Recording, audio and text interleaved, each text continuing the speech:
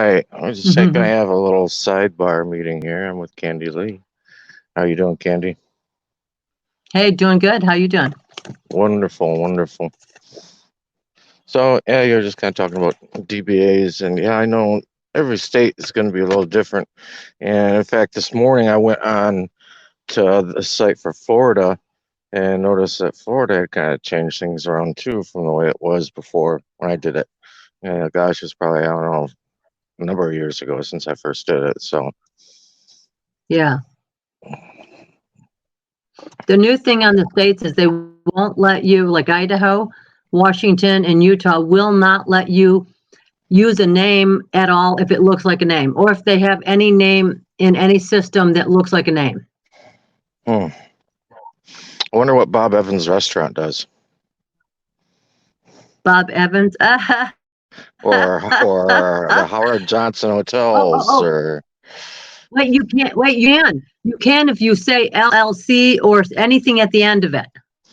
right. That's why I had mentioned earlier today. I said, just to add to the end of it, unincorporated. I like that. I like that a lot. I'm going to try that. Because unincorporated would be correct. Right, because I noticed when I was looking at the Florida site today, before, they used to have, you could check a box if it was an LLC, partnership, trust, whatever the case was. And they didn't have that. Instead, what they stated on Florida's site was they said that this is for individuals doing business in the name of a corporation, partnership, etc. Instead of naming everything and giving you the clue of unincorporated, they just said etc. And that's why I got the idea. Yeah. Oh yeah, so they want you to tag like LLC or something like that to it. So that's what you do, is you just tag unincorporated to it. I think I'm going to do that. I like that. I'm going to attempt it and see what any of them do. The one in Washington is kind of perplexing because it wants you to do it wants it to be a corporation, and it wants it to be you to get a license to get a business in order to get a DBA. Right. And in order to get a license, you're going to be incorporated. Correct. Mm-hmm. So I don't think you can get a DBA in Washington or at Washington, the state. Right. Doing it this way anyway. Yeah. Something. Now, one thing I did notice. Oh, go ahead. No, go ahead, dear. One thing I noticed in Washington is that I printed it. It's a form that they have that says I can foreign name registration. So if I have one in a different state or country, I can actually register the foreign name registration. Okay, so for instance, then you could go ahead and do the assumed name certificate then, for instance, with the state of Minnesota, and then transfer it over. Is that what you're saying? I'm thinking I can, because it says here, foreign name registration. Would that be the same as a DBA? Well, I would say so. Yeah, I mean, I think I'm hurt to attempt it. Yeah, I'm going to attempt it with the unincorporated at the end of it. Right. What I do is I spend a lot of time trying to get people out of jail, that don't belong in there. Right. And it's all about the name. And what I did was I dumped the surname. And when I dumped the surname and never used it again, they have no authority over me. Right. That's why, like, for this recording, when I put the recording up, I just put Candi Lee and left it at that. Yeah. The other one I just leave up there, but it's actually Candi Lee. That's what I've been using. I should actually change it on F-Book. You know what I mean? Right. Yeah. I actually haven't even looked at that, but yeah, that's all I use is Candi Lee, and I refuse to use the surname because I don't want it. Well, that's one of the things we were talking about earlier as well, is that on everything you get, they want you to provide to them the given name. What is your given name? Well, my legal name, for instance, when I have DBA'd, is Brian Glenn Parker. Well, my given name is Brian Glenn. That's the only name my mom and dad gave me. It was Brian Glenn. They didn't lay in bed and say, "Okay, we've come up with Brian Glenn. Now, what do you think we should do for a surname? Who's who's the last name should we give him? Should we give him Parker? Should we give him Disbro? Yada yada." You know what I mean? That parents don't sit and dream that up. You know what I mean? The only thing that is given is the first and middle. Right. That's right. Yeah. And the surname actually, as I did my research beyond the Magna Carta, was given to the peasants by the king. And so, and before that, there was no surnames. They were given to people. Right. So the surname is just junk as far as I'm concerned. But Yeah. I like, here's another thing they're doing lately is after I did all the documents I've ever done on myself, they will no longer use my middle given name. They abbreviate it. All my daughters too. They abbreviate their second name. Right. But I noticed that they do not do it to other people that have tickets. But like if you go and look up mine, they have mine with the initial, and they have everyone else on the same page with their full names. Right. Well, and that's just what the people there in the system are doing. I mean, to them, they don't know any different. They're as brainwashed as everybody else. You know what I mean? Yeah. I talk to some people and I say, well, handle this way or handle something that way. And they're like, oh, but, I get so nervous. And I'm like, you get so nervous? Why do you get nervous? I'm like, and, this way to explain it or comprehend it is it's like this. How do you feel when you're at work? You know what I mean? When you're at work, you're thinking about, oh, I've got a load of wash. I got to get in the dryer when I get home. I got to stop and pick up this and this for dinner. You know what I mean? Yeah. You're not acting like James Bond on the job. You know what I mean? And neither are these people. They are just the same as everybody else. They want to get to work as late as possible and do as little as possible and leave as early as possible. You know what I mean? So it's not like you're sitting there, facing, Judge Wapner or something like that when you're talking to these people. Yeah, that's right. But I think that they get every time somebody gets something going, they alter everything. Like I do federal claims, and they've been altering in each state. They do it differently, and they've been altering their process. It's kind of weird. It's just kind of weird what's going on right now. But with the DBAs, that was even strange. Each state acts differently. Now, Idaho gave me 2 DBAs, but then rejected 8. So, what do you mean they gave you? What do you mean they gave you 2 and rejected 8? Well, they gave me 2. I had altogether 10 of them. Oh, okay. So they gave me 2, but then they rejected 8. All right. I don't know if they thought they made a mistake, but their statute and code, when I read it, it says you can't use your true name, but now they're adjusting it to a true name. Huh. Yeah. So each state is trying desperately not to lose the control of the name. I have a conditional acceptance I send to the IRS for anybody, and I did it for myself. That works 100%. It has the 1792 coinage acts. There's 8 questions. You send it in to anybody that wants to tax you, and they leave. They take the liens off you. They stop garnishing your wages, and they never call you again. Right. It's just 8 questions. So I've kind of got most things figured out. The only thing where I'm having a complexity is this the name game. Right. The name game. Now I travel with a IDP, an international driver's permit. Prior to that, I have never had a driver's license. So they're always stopping me and harassing me and antagonizing me for Zippo, nothing. Anyway, so I try different things. I think the name thing's got to go. They they're doing bonds behind the scenes that are enriching all of these judges and people in black robes, they're all the same. Every judge has to be an attorney. An attorney is the Jesuit. So, anyways, just a lot of things. Then I've been listening to your stuff on. You have I have it right here. It's the BC and the certificate of live birth. I've been watching your stuff. That's pretty interesting. That what you do, and I've been working on doing some of that. I like it. It just makes a lot of sense. It's people. You got to do it before you get yourself into trouble. Oh, exactly. Yeah, 100%. I'm all about preventative medicine. And it frustrates me when there's people that I know have been around tagging along for 3-4 years. And then all of a sudden they get a parking ticket and they wait till the day it has to get paid or the day before. And then they contact me. They're like, Brian, what do I do? I'm like, are you serious? I mean, really? Just pay it. Yeah.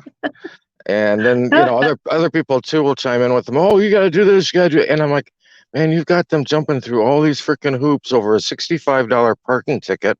You know what I mean? I mean, you've got them fighting for the next 2 years, and God knows what they're going to end up with after everything's said and done. So, but myself, I mean, like with the BC and the CLB, and anybody listening, it's the birth certificate and the certificate of live birth. I saw all these different processes. People were like, oh, you got to do this. Oh, you got to do that. And I was like, whoa, put on the brakes. I want to really, I think, step back and examine how all the moving parts work, how all these things are interacting with each other and what affects what before I do anything. And once I started doing that, I was like, oh my gosh, this is like totally different than what anybody's even talking about, Yeah.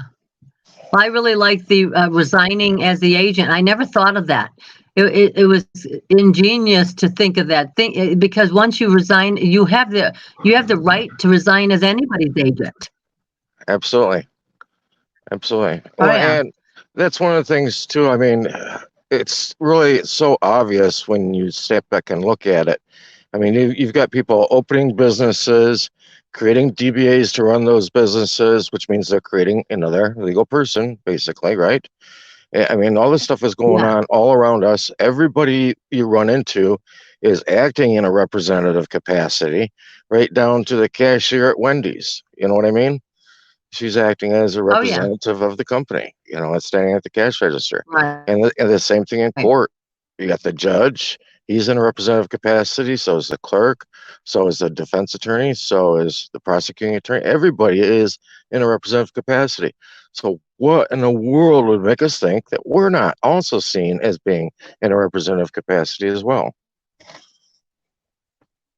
Yeah. Well, here's the deal with courts and all that. They are all in the representative capacity. They cannot see you in an unrepresentative capacity. They cannot see you. So they have to force you into the represented capacity to see you. Right. Right. Exactly. They can't deal with you. They can't administer to. Yeah. Right. And I say that, if anybody does actually have to go into court, which thankfully it seems like I don't have to do that anymore, or they don't even want it anymore. But if anybody is forced to do that, I mean, I recommend going back to Matthew, the book of Matthew. It says go directly to your brother lest you get dragged into court, right? So if the court is bringing a controversy with you, then I would just send an affidavit of non-representative capacity to that judge's office and to the clerk of courts and to all parties involved. Well, no, you are not coming in a representative capacity. I like that. Send an affidavit to the judge, the clerk, and the prosecuting attorney. Yeah, everybody involved. That's cool.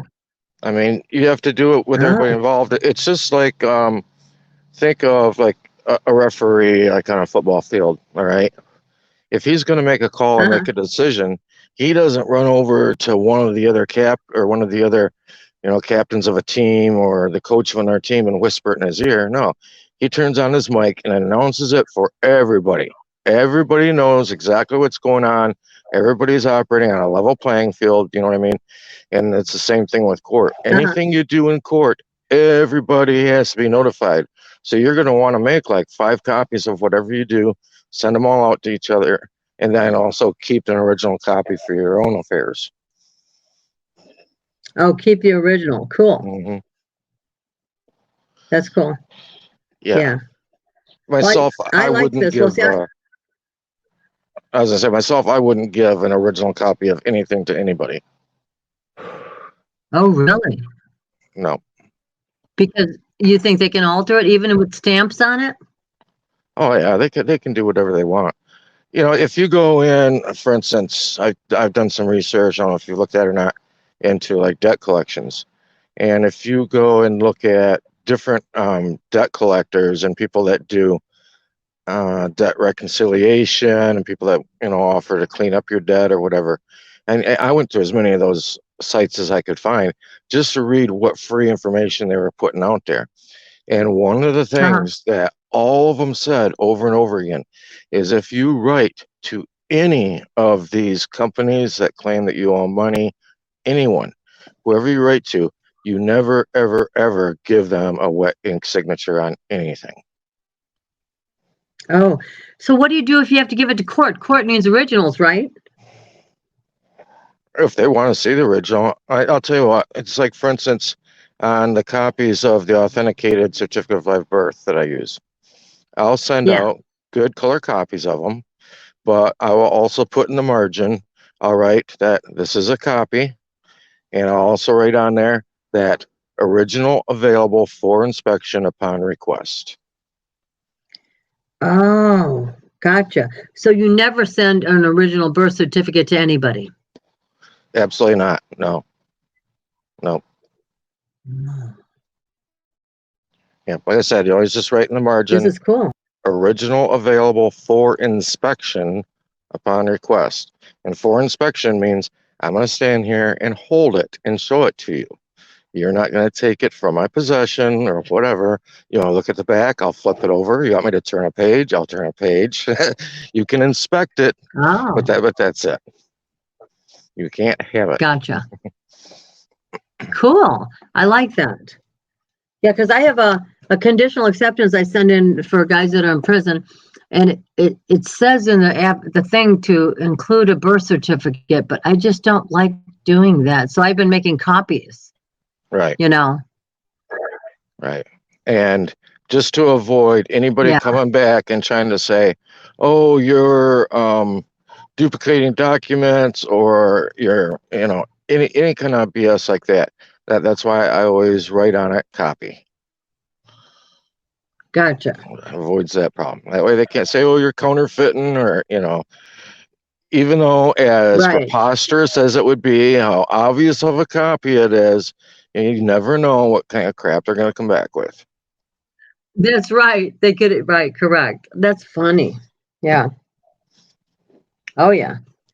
I like your process. I like what you do. I like what you do, but I mean, I don't care for the system in itself. What do you think of common like law courts? I think and this is going to raise a lot of tail feathers, but in my opinion, all the courts that we have today are common law courts that we walk into. I actually have proof that they're not. Well, you I first have actually have a to judge. go ahead. Go ahead. Well, federal courts are supposed to all be courts of record, which are proceed by common law. I have a judge at a federal court saying they do not acknowledge common law. Yeah. On the record. And he's an Article 3 judge. Yeah, I won't say he's right. I won't say he's wrong. But I've also heard a lot of judges say a lot of different things. You know what I mean? But to me, you have to look at what common law is. And common law is just essentially, it is the decisions of the courts and the treaties and the common law that people live under. Now, Yeah, that's actually British common law. that's the same for here too. No, there's common law to villages. Right. It's just it's what's common to a people. It's what's common to the location or the people or the group. Right. For instance, Yes. here, you couldn't come in here and try bringing in Sharia law. You know what I'm saying? because that's They not common here. in Congress. Well, in Congress, they have Sharia law enacted. I can show you where that's located at. Yeah, no, I'm aware of that, and I've also seen the last 5 years them trying to slide that into Canada as well. Yeah, pretty sneaky, huh? Yeah, and I'm sorry, you can't. And with the case in Canada, what they were saying there was, well, we have to understand that this gentleman came over here from such and such a country, and so his common law isn't our common law. He's used to different laws. But I mean, in my book, I mean, what do they say? When in Rome, do as the Romans, right? I really blows my mind that any judiciary would even fathom the idea of letting another country's style of law come into play here just because there's somebody from that country that happens to be here. Because I'm very Yeah. sorry, if I went to Italy or I went to Saudi Arabia, anywhere, I can't go in there and argue Florida statutes. It'll laugh me out of the out of the house. You know what I mean? Well, on true common law has no statutes allowed. They don't have any bar members allowed, and no judges are allowed except for the tribunal. The tribunal is separate of the magistrate. So true common law is a little different. It has 12 people that are in the true common law that are appointed. It's a very different system. It's not like common law. British common law was merged with equity, maritime and admiralty, maritime, equity, common law, British. All four were merged together in the 40s or something like that. I could be wrong on my date, but I think it's the 40s something. But Are you talking about for Great Britain or for the U.S.? Well, common law is actually British. If you're talking to like a man that acts like a judge, he'll say, "What type of common law are you speaking of?" And because I learned this by going to court so many times, and I first said American common law, which really doesn't exist, by the way. But and what then after doing my research, there's common law to there's common law to Canada, there's common law to Target, there's common law. Common law is depending on what it's common to. But you have to be specific when you state what common law it is. Yeah, exactly. So I figured it out, but what I found is like I take common law courts, I open them up at federal court because all federal courts are courts of record which proceed by common law, even though the United States corporate judges, because they've privatized everything. So they're no longer actually a federal court because it's actually a private court that we rent nowadays. So Right, it's kind of weird. Everything's administrative. Everything's administrative. Yes, yes. And so basically, I open federal claims and I leave them open, and because they can never close. They can dismiss them, but I can reopen them anytime.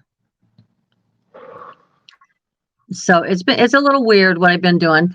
I mean, the truth is what I want to do, and I'm going to do, is open up community common law groups. And all you need is 12 people in each community, and one would be a sheriff. And then you train the sheriff to know common law, and then he communicates with the local sheriff for the corporation, and then they make sure they keep tabs with each other and tell each other what they're doing. Or actually, the common law tells that sheriff what he's doing, because the common law sheriff actually stands higher than a corporate sheriff. So, anyways, that's a thought. I mean, there's groups all over Canada, international, Australia that are doing this common law thing, and I'm going to start it too, because I know how to do it now. But I think we need common law because we need to do things that don't have the legal system, which is corrupt, and it's also messed up. It's broken. I don't think it's fixable. Right. In my opinion. Right. Well, I wouldn't go as far as necessarily maybe to say it's broken or anything. I think it's designed exactly the way they're operating it. And, man is corruptible in his core, you know what I mean? So when man does things we see as corruption, we can't really be too shocked by it because that's just the nature of the beast, Probably Yeah. the worst natural thing out there next to Mother Nature is human nature. So, Well, here's the thing. The problem with it is this, that they literally, by using their corporate structure, stole our whole entire country. They stole everything because it's not really a government system, and it's not the people's. The people isn't. It's not people anymore. It's names. When you go into a court, and I went eight times into a court, and they claimed I wasn't there 8 times because I refused. I just basically said I'm a woman. I'm retaining all my rights, not waiving none. And 8 times they said I wasn't there. I did not appear. So this name thing has taken over our whole country. Vanguard and BlackRock own 95% of the whole United States of America. right. They own everything if you take all the corporations under them. The mom and pops have all been shut down. So, and how they stole it was this way. If you get a speeding ticket, it's to you, it's $75. To them, it's $250,000 because there's 6 bonds behind it that they collect this money on. So therefore, they get $250,000. They all split it up. They get a retirement account. The corporations then get to, when it becomes a bond on the securities, they get to then give themselves an IOU of 9 times that amount and go buy something else. Wait a minute. Whoa, I'd like to do that. Well, at its core, that's just how a fractional banking system works. And you read That's Modern correct. Money, you read Modern Money Mechanics, and it kind of tells it to you right there. It spells it out. That's why Yes. that's why I think that book sat unpublished for like 30 years. It's only been the past several years that it's been back in publication. And when it got back Well, in they have to tell you publication, I that. was like, oh, I got to grab one of those. I got it. But I used to own a bank, and the back end is only for corporate structure to get money. Like, so a man or a woman, like say, if you want to buy something, you can't compete with Vanguard or BlackRock. Right now, they're buying houses for 20 to 50% more than the appraised value of the property, which means a regular mom and pa will not be able to buy that house because they can't put down extra money to bring it down to the proper appraised value Oh to yeah, get the percentage loan they're getting. yeah. I'll tell you what. Down here in Florida, I mean, Florida has become a real hot market because the past couple of years they weren't too severe on different restrictions, right? So it's like so Uh-huh. many people are just coming down here. Just thousands of people a freaking month are coming down here. It's unbelievable. Oh my God. And Yeah. like you said, but they somebody might. I was looking at a house the other day. Some people were wanting to buy, and the asking price on it was, I think, $235,000. And there was just people coming from every direction, coming in wanting to buy it. And by the time it sold, I think it sold for 365,000. So it sold for close to 50% more. Yes. But the question is, who's really buying it? These corporations are buying up all the houses. Oh yeah, they're buying up And how they're getting the huge money. spots of land. But that once again, how are they getting the money? The same way. There is no money. They're buying it with nothing. They're stealing our country. Yeah, they're buying with lines of credit and stuff. And now I would say No. something though, even more insidious. So with some of these big corporations, and it's not necessarily that like BlackRock and Vanguard have bought up 95%, because in a way, business wise, that wouldn't be the smart thing to do. What they've really done is they've bought controlling shares in 95% of these companies. So for Correct. them, yeah, that way, That's how they own them. yeah, that way they've got the control, but though they don't hold any of the liability. When they're done with it, they can dump their shares and walk away. Okay, but let me tell you something. In banking, there's no men and women that own any of these shares. Right. It's only corporations. Like for McDonald's, Heinz, Haynes, there's like it's a scam. We've been scammed out of our country. Yep. Yep. We've been totally scammed. There's no men and women buying bonds. This is all corporations. Oh, Quaker Oats buys McDonald's stock. I mean, McDonald's buys Heinz. Whole Foods is owned by Heinz. Who owns it all? BlackRock and Vanguard at the top. Right. So we're just, the deal is that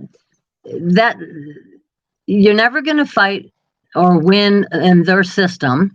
But I truly, with common law, if common law goes back to the small towns, that's where people will have a right. And if they bring it back to that, and people stop supporting these corporations, because the corporations, there's no accountability anywhere. When you go to sue them, they step down. The CEO steps down, another one takes his place. Yeah. Yep. And then that CEO that stepped down, all of a sudden, you see him pop up in another corporation 2.5 months later. Yeah. Yes. Oh, God, yes. Oh, yeah. So anyway, so I like what you're doing. I like your the DBA thing. I wanted to pick your brain on that. I think it's fantastic that you came up with that. I think your unincorporated at the end of the name is a fantastic thing. That should work. Because if you put LLC at the end of a name, it would work. Exactly. Yep. And unincorporated is a status. It's a status just like all the other ones. The only difference is, because I've had people argue with me about this, and I said, okay, if you go into all of their business laws, rules, regulations, whatever you want to call them, and you look up, some of these regulations and their code, everything has to deal with the LLC or the corporation, or it deals with a trust, or it deals with partnerships. There is nothing written for the unincorporated position. I like that. Yeah. Just like in their statute in codes, nothing is written for man. Right. There's nothing that it pertains to man in statutes and codes.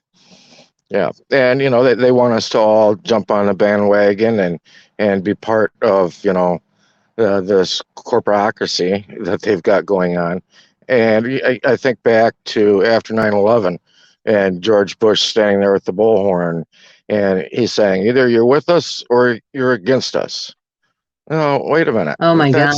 That's not necessarily the case, but that's the mindset they want to put everybody in. Either, kind of that, if you can't beat them, join them kind of deal. It's like, no, we're not trying to beat you. I know what game you've got going on. Just count me out. I'm not going to step on your game board. Right. Well, I'm off their game board. They'd like to think that I was somewhere on it, but I'm totally off. I have no contract with the state or the United States in any way. And another thing is I don't believe they were ever given instructions to leave the 40 stones. Right. 10 square miles. Who said? Go ahead. Yeah, and I put out a little video. I don't know if you noticed it. I think I did it like 3 weeks ago or so. A little short video. It was called "Thank You, Joe Biden." I gotta go look at that one. I'll go pull that one up. Yeah, I've been watching your videos one at a time here. So, thank you, Joe Biden. Yeah, and the thumbnail is just the words "Thank you" all lit up in red. And the reason why I did it was because prior to him running, I was listening to so many people talk, and they're all freaking out going, oh my God, if he gets elected, he's going to put out a nationwide mask mandate. And I said, oh, really? And they said, yeah. I said, good. I hope he wins. And they looked at me like I was Medusa or something. And I said, listen, I hope he wins, because if he wins and he goes to do that, he is going to show his hand. He is going to show what authority that 10 square mile has. And what did he do? Sure enough, like on the 23rd of January or something like that, he put out that executive order. And in the media, the way he phrased it was this. He put out a federal mask mandate, and he put out a mask challenge to the people. And that's really the exact way his mandate read. If you look in section 2 of it, it has, the federal mandate for employees and people in federal territory and federal buildings. And then in part 3 of it, it was the part that he referred to as the challenge, where he was, oh my God. They called it encouraging people. to wear the mask. You know what I mean? So right Oh there, my God, that's funny. he did exactly what I knew he was going to do. If people paid any attention, he showed his hand as to what the real reach of the federal government is. I like that. I'm going to go read that. That's pretty cool. That's right. They don't have any jurisdiction other than their employees. As soon as he came out with that, and as soon as it got through the Federal Register and was published or whatever, I went and printed off a hard copy of it because I want to have this in black ink on white paper. If anybody has any question here, I can show you right from the White House where they show you where their jurisdiction is. Oh my God. I want to see. I'm going to get myself is it still up, you think? Oh yeah. You can still go online, and I don't know if I've got it here with me right now. I don't think I do, but you can go online and just find which executive order it is, and you can copy it off. It's no big deal. Cool. That's, because I've been studying the 40 Stones and, all 1871. 1871 didn't give them any authority whatsoever in regards to us people. It only gave them a municipal, which means a government for themselves. Right, and they didn't, and that's one of the things I try and explain to people is they're all about that whole Act of 1871, the Organic Act, is what it's called. And it's like they didn't do anything different than your local town did. Your city of Tampa is incorporated. Your city of Dallas is incorporated. Right down to your little small towns, they're all incorporated. That way they can participate in the commercial game. They only gave themselves, all they gave themselves was a governing bookkeeping. That's it, for themselves. Right. Nothing to do with us. They gave themselves a government. Yeah, a government for Washington, D.C. I mean, correct. Big deal. Good. Yeah, I'm glad you did it. Have fun. And that's all they have. And then their buildings that are out, they're allowed to use those, but they're not. That doesn't mean that you're forced to be part of them. Because I'm always without the United States. Yeah. So, and not interested. But I really like your work. Well, they've been tipping this hand for a while. I mean, if you look, for instance, at speed limits, okay. I remember I would travel between like Florida and Michigan, and going through Ohio, it would always drop down, to like 60 miles an hour or whatever, even though the federal regulation was for, the 70-mile-an-hour speed limit. Okay. And what happened there was, Ohio said, no, sorry, we want to keep it at 60. And so the federal government said, okay, fine. We're not going to give you any funding if you're not going to follow our regulations for the road. And Ohio said, fine, we'll do it ourselves. And I'll tell you what, you can drive through Ohio and there's nothing better or worse, maybe even better with their freeways as compared to other states. And then when you looked at all these different cities over the past like 10 years that want to become like a sanctuary city, I'm sure you remember hearing about all that. Yeah, with all the immigrants, right. Right. Whether it was immigrants or whatever the case was that they were wanting to do it. Some of these cities are wanting to become sanctuary cities. And what happened? The federal government said to them, fine, yeah, you want to do that? You're just not going to get any funding from us. Because that is all they can really do to them is just withhold funding. And that's the way, that they're freaking leading. That's the way everybody's leading everybody on is, chasing the dollar. You know what I mean? And so that's all they could do to these cities is just withhold the federal funding from them. And to me, that's fine. I think that a number of states and definitely a number of cities are definitely self-sufficient enough nowadays to not even need that federal funding. In fact, they could do a whole lot better if they weren't hindered by federal regulations. Yeah, but I agree with you, and yet on another hand, I don't, because without the federal courthouses, the states would be renegade. They have a lot of money, and there's in most of these states or counties, what you have is families running everything, and they're sucking up all the money.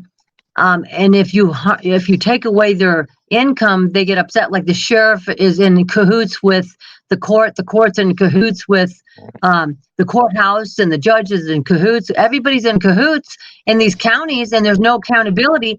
the federal court allows you to go after them. Yep. Without the federal court, you have no accountability. Well, even though the federal government was, going in withdrawing funds from like state of Ohio, for instance, that didn't mean they pulled their federal courthouses out of Ohio. They were still there, and even in the sanctuary Right. cities. Gotcha. I'm just saying that they're not, the federal government is going to withhold all the little goodies, all those little extra, whether it's Title 4D funds or whatever the case may be. They're just going to start pulling back some of those funds. Right. I agree with you on that. Yeah. And they do that with the schools. They offer them money to do the mask and the vaccines and. Yeah, absolutely. And to me, and there's so many people also on the flip side, different movements trying to chase those federal funds through the treasury or whatever the case may be. And myself, with what you're saying as far as, different families controlling different things, and that definitely occurs. And if you look through history, this has gone on, for millennia. I mean, this has always been a struggle. Right. But, when it comes to these federal monies, I know what US Inc. has done. I've read enough of their undisclosed CIA documents and things like that. I know where they're getting their money from, where it's come from. And as far as I'm concerned, it's blood money, and I wouldn't want to touch it anyway. Right. I'm with you on that. Here's one funny thing. The courthouses, they claim they're federal courthouses, right? Like a good example is Spokane, Washington. Their courthouse is owned by USA, is all caps, just USA, and their taxpayer is GSA. Wait. If it's a government building, why are you a taxpayer? And their taxpaying identification is senior disability.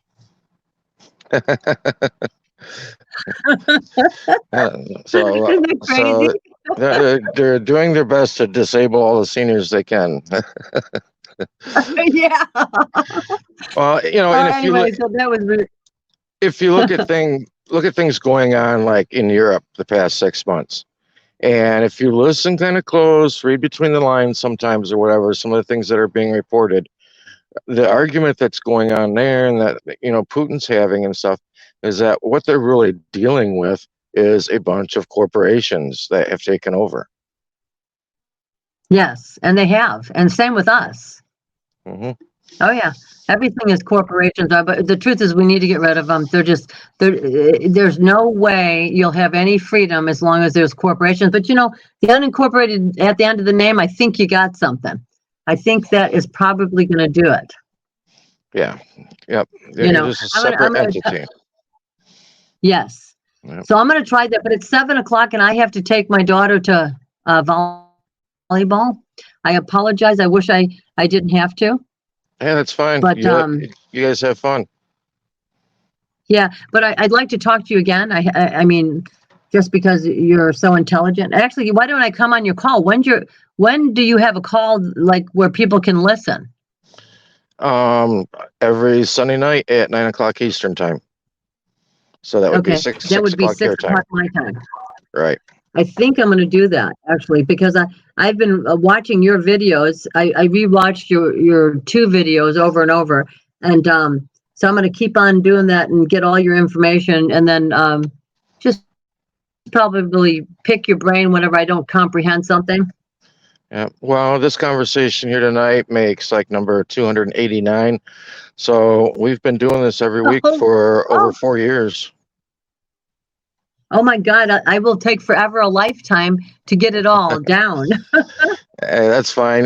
But I'll tell you what, especially maybe let's say the last year and a half, a lot of stuff has gotten more and more fine-tuned and coming together to where we see what they've done, how they've run things, and it's like, crap, you just have to just do the same thing they do. That's it. Yeah.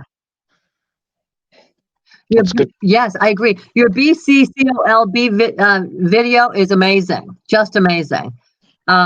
It's got so much good information in there, and that's the one that really caught my eye. I didn't see any of your videos before. I don't know why. Maybe it's because I only have an old computer. I don't really do too much, but I like how you think. I like your information. So anyways, I'll probably start from backwards going to forward, because it'll take me to, I'll probably watch all the newer stuff and go Yeah. backwards that way until it probably overrides itself. Yeah. Well, I mean, there's So just anyways, so much info out there. It's hard to wade through it all. So, all right. where do you have where do you have a donation button? I don't. Well, what if somebody wants to donate? Like, I like to donate. I like to give people, I appreciate their work. You know what I mean? Do you have Well, like a website with a donate button or anything? no, and I don't really advertise it, but I'll tell you what, if people get my phone number, with my phone number, you can use, it's escaping my mind right now. It's not, it's kind of like Venmo or whatever, where you go and just attach money. Is it like PayPal? Yeah, it's kind of similar like that to that. It's linked to a credit union I use. Okay, so what would it be called? Like, so I have your phone number. No, do I have your phone number? I don't think I don't so. know if I do. I don't think so. I'll Yeah. send it to you. Yeah, send it to me and then send me the name of what it's called. You got And it. then I'll do. Okay, I appreciate that. I love your video, the BCCOLB. I'm probably going to share that around because I think it's probably super information. I like the unincorporated, so I'm going to give it a whirl and see how that goes, and I'll let you know what happens. I'm going to try in all the states that didn't that rejected me. So, anyways, I appreciate your knowledge. As the system in the States are morphing how they're doing DBAs and stuff like that, we just kind of have to morph along with them and find their little loopholes that they're using. Yes. Well, I like Washington. I like to do the foreign name, and I'll get them in Florida or Minnesota, and then do the foreign name. There you go. Okay, well, thank you very much. I'll probably contact you again, but I'm going to be watching you on Sunday, which is in 2 days, I think, 3 days. Yep. So I'll just come on as an observer and learn from your stuff, and I'm going to watch your videos. If I need to pick your brain again, I'll let you know, and then send me your name, or the name of the thing, whatever you're talking about, and the phone number. You got it. You got it, Okay. Candy. You have a blessed night. Thank you. Yeah. You're the best. Bye-bye. Okay. Bye-bye.